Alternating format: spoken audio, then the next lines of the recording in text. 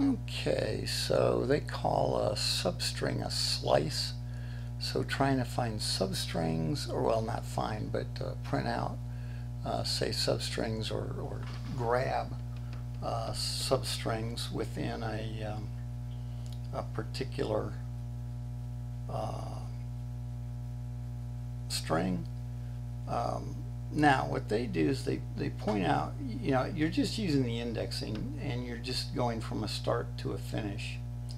But what they point out is it can be helpful to think of the indexing actually this way as, so I've got the double quote, then comes the 0, which actually goes with the index of B, and then 1, 2, 3 up to 6 this way. But of course the 5 is the last index of A.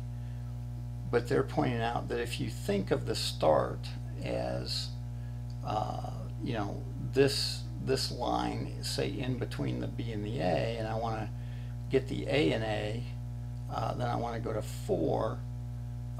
You see I'm actually going to one more than the index, and so this is, I think, a very nice intuitive way to kind of look at these slices. So let's slice up our fruit here, because that makes a lot of sense to slice up fruit.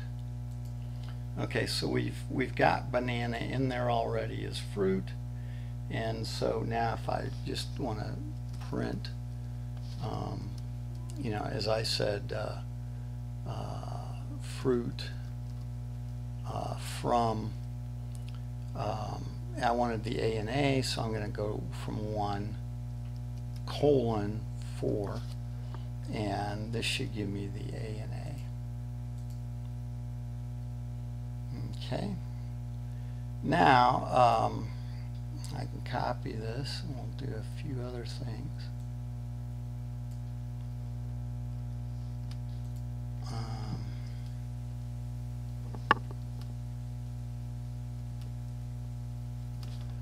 Okay, so you can simply give it a start and say if I did it from 1 and I wanted it to go to the end. And I might do this because I don't actually know how long it is, but I know I don't want the first character for whatever reason. So then I might do something like that, or I can start at the beginning and go to a particular index. So this would get me to index 3 from starting at 0. And then again, we can even do things like count from the right, but you still have to do it in the right order. So if I'll get the last NA at the end, so I would need to go from -2, and actually I don't know, now that I think about it, let's try -1, see what it does. I might have to go to 0. Oops, I don't want a comma there though, I want a colon. So this last one, yeah, I'm not sure exactly what it's going to do now that I think about it. So let's run the cell.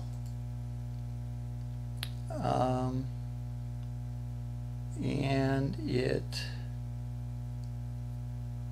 gave me just the end, so I guess perhaps if I want to the end, I need to do it this way. So, and that gives me the NA, and it didn't do the -1, so it only did the end. So let's try going to 0 and see what happens.